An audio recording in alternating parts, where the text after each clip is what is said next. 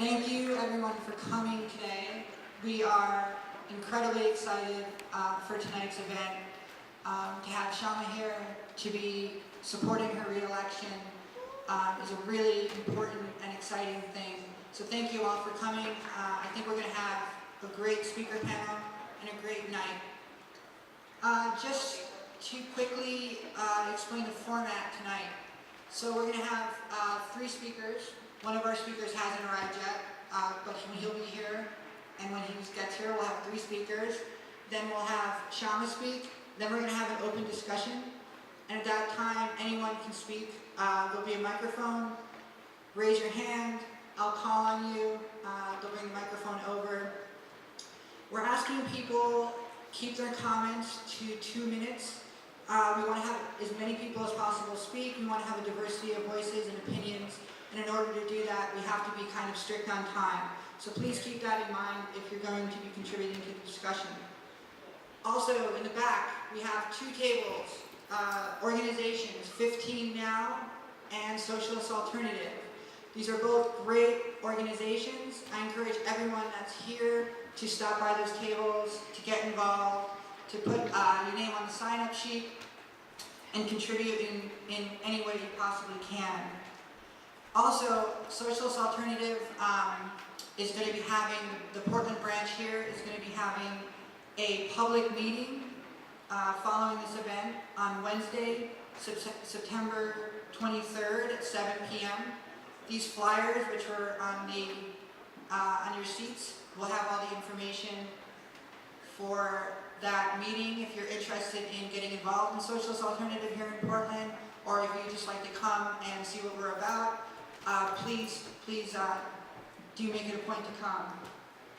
Also, a really important part of Shama's re-election campaign is the fact that it's a grassroots campaign.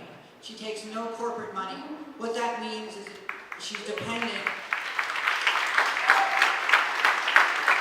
What that means is she's dependent on the work of everyday people, ordinary people, working people, to spend their free time, their weekends, helping out the campaign.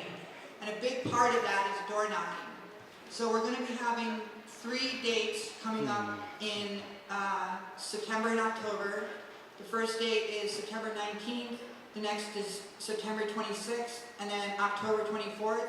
They're all Saturdays. We're going to be organizing carpools up to Seattle. So if you're interested in getting involved, if you want to door knock, even if you have no experience doing this before, it's very fun, and there'll be lots of instructions, lots of camaraderie, and you'll get to get a ride up to Seattle and a ride back, so you don't have to worry about transportation.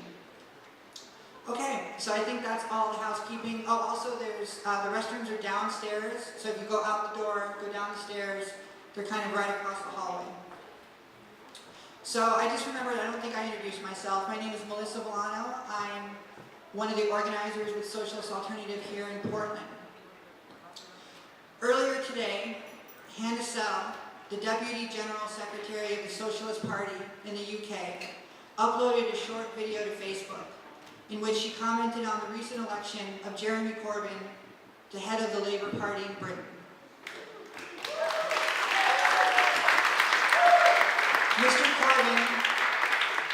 Mr. Corbyn was a 200-to-1 outsider when the 3-month contest began.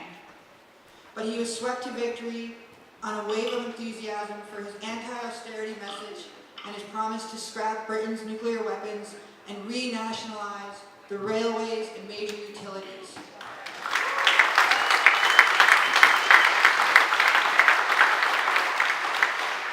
In addressing Mr. Corbyn's victory, Hannah Sell remarked, "Socialism is making a comeback."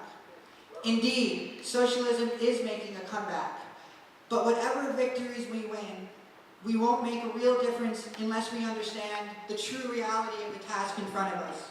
As capitalism stumbles from crisis to crisis, from war to recession to war, as Wall Street continues to reap enormous profits off the backs of working people, gambling away pensions in the stock market, and buying off politicians left and right, as the 24-hour news cycle tells us what to buy and how to look and whom to hate, as the needs of our environment continue to be ignored in favor of profit.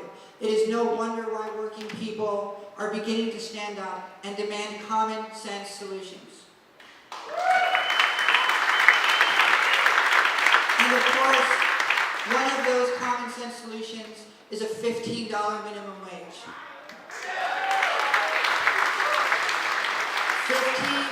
15 was won in Seattle, and since that time it has spread across the country, reigniting the labor movement around the common goal of a living wage.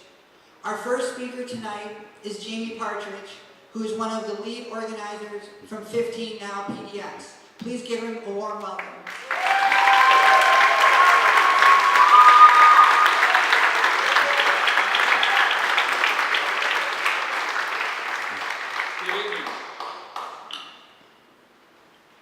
Chief petitioner on the ballot initiative to put a $15 minimum wage on the Oregon ballot in November 2016.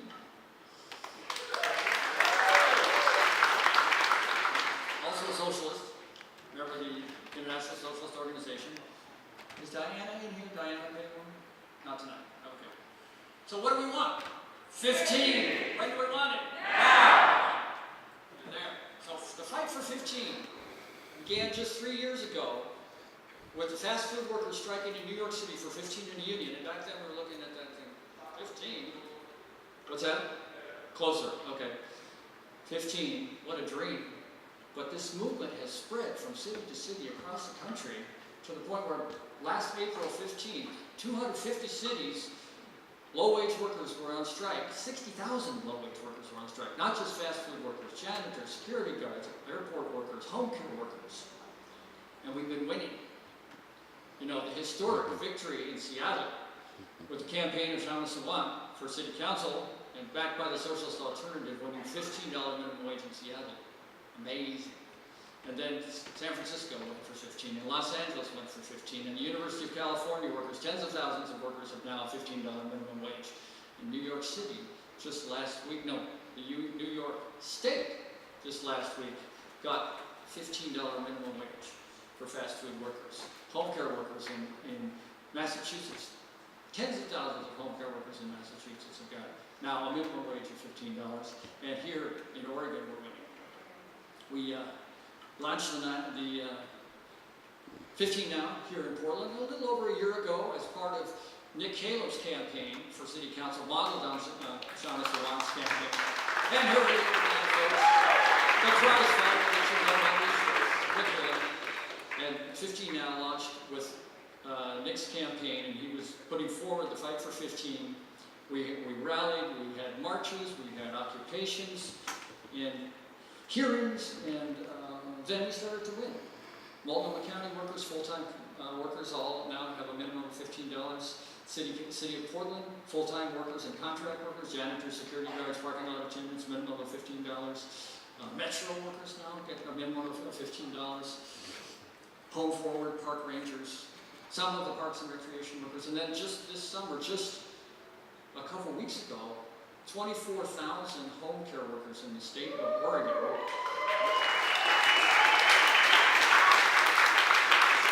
with their fighting union, the Service Employees International, have won a path to 15. And now the politicians are jumping on board. Charlie Hales, Bernie Sanders, Joe Biden, the Labor Secretary Thomas Perez, even Mario Cuomo, the governor of New York, all say that $15 minimum wage is the number. The National Democratic Party platform now calls for 15. Can Hillary be far behind? The fight for 15 has got momentum. We're winning every day. 15 is the magic number. Where did it come from? I mean, obviously, it's what people need to get out of, it's what workers need to get out of poverty.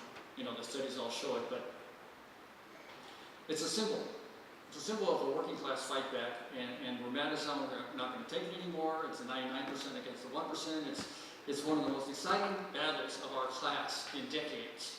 It's like the fight for the 8-hour day. I mean, where did that number come from? The 8 number. But the fight for 8 was at the center of America's general strike in 1886. It was at the center of the Russian Revolution in 1917. That was the fight for 8. Now it's the fight for 15. 15 is the magic number. It's capturing the imagination of low-wage workers everywhere. In Portland, the Jobs with Justice Coalition has launched a Portland campaign for 15 with a number of different unions vowing to bring 30,000 low-wage workers up to 15 within the next 2 years as part of new organizing and contract campaigns. And 15 now is leading the fight to make Oregon the first state to win 15 for all workers.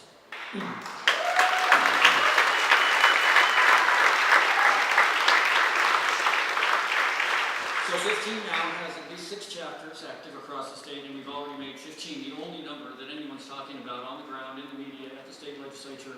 And by the way, we did go to the state legislature this year, which is dominated by the Democrats. They have the majority in the Senate and the House and the governorship, and they campaigned to raise the minimum wage, and we didn't get anything from the state legislature. So we're taking it to the people. We're taking it to the ballot. Today, we started gathering signatures to put the $15 minimum wage on the November 2016 ballot. And in 2 weeks, on the 26th of September, we're going to kick off a statewide signature gathering in Portland, Salem, Eugene, Medford, Newport, The Dalles, LeGrand, Bend, Hillsborough, Tigard, Forest Grove, North Plains, Sherwood, everywhere. We're going to kick off our ballot signature gathering, and we've got commitments from volunteers to collect tens of thousands of signatures. We need you, every one of you, to help us gather signatures. We have 9 months to collect 88,000 signatures. That's 125,000 to get 88,000 valid signatures by July 1st. We're going all volunteer, so we need people to pledge to collect 1,000 signatures or go out 2 hours a week. I pledge to go out 2 hours a day. I can do that because I'm a retiree. And you can help in other ways. Come to our rallies, make phone calls, do data entry, but visit our